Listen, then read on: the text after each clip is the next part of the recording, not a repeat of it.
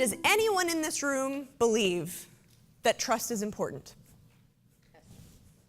All right. I'm going to give you a couple of ways to start to build this. We're actually going to focus mostly on motive-based trust because I think that's the thing that most people inadvertently mess up. So this is my high school yearbook.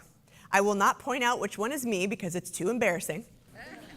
Here's what my most likely was in high school. Most likely to tell the whole world her secrets and then swear us all to secrecy. And I thought that was pretty cool. I was like, why, yes, indeed. I was very vulnerable, very sort of open, and just, I was who I was. But the problem was, once I graduated high school, I went to college, I entered the workforce, I started to notice that at this place we call work, self-disclosure was not usually rewarded. Right? If you look at these expressions that we use, it's not personal, it's just business. Keep a stiff upper lip. Or it's better to close your mouth and be thought a fool than to open your mouth and prove it. And I literally got feedback from people that said, like, you need to just, not be so effusive with how you're feeling about things. And I said, well, okay.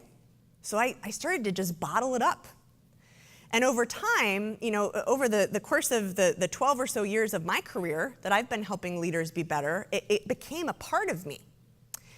About 3 years ago, I was doing a workshop with a group of senior executives in a healthcare system. And it was a little bit smaller of a group, and it's like a whole day, we're rolling up our sleeves. And in the course of that, I was telling them all of these stories, about kind of the work I've done and why I thought it was so great. And I had a guy come up to me. He was one of the top leaders at this company. He's like, can I give you some feedback? And I was like, oh God. Anytime you hear that, nothing good is happening, right? So I said, okay, I have to practice what I preach, and yes, I would love to hear your feedback. So he goes, we know you're awesome. And I was like, well, thanks. He goes, but we've heard all these great things you've done, but you're not telling us your weaknesses, your flaws, the things you messed up. We can't trust you unless you're open about that. What was my reaction? The teacher had become the student. And I carry that with me in everything that I do. So for you, I'm going to give you 3 specific ways that you can do this, that you can self-disclose and build motive-based trust. So the first, none of these are rocket science. The first is to disclose innocuous stuff.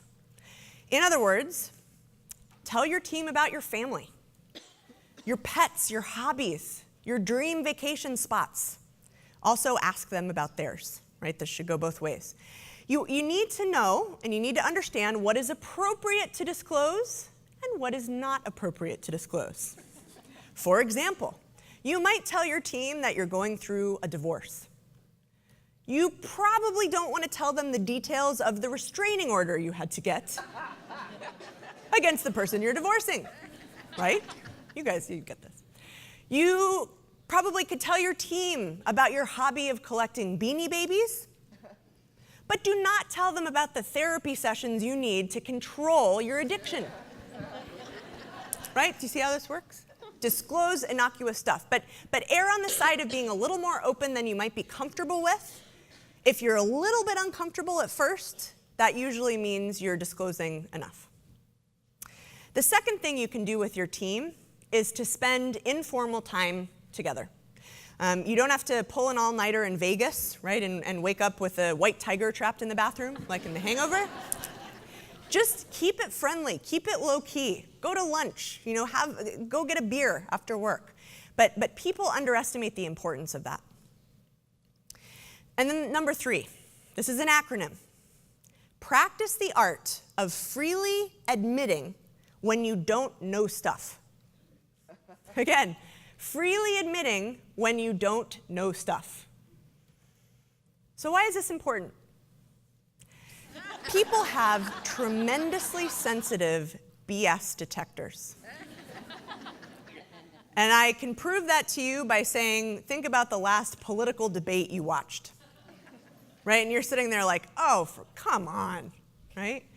And when our BS detectors go up, we feel like this person isn't being honest, but we also feel a little insulted. Like, do you think I'm dumb enough to believe that you're actually, knowing what you say you're knowing, or making this argument that I know is totally full of it? But instead, if you as a leader can take the opportunity, if you messed up, if there's something that you just have no idea what to do to solve a problem, that's the perfect time to say, you know what, guys, listen. It's important to me that I make it clear where my expertise stops and ends, or begins and ends, and I don't know what to do here. Can you help me? Think about how much more effective that is in building trust than just, sort of making it up as you go along.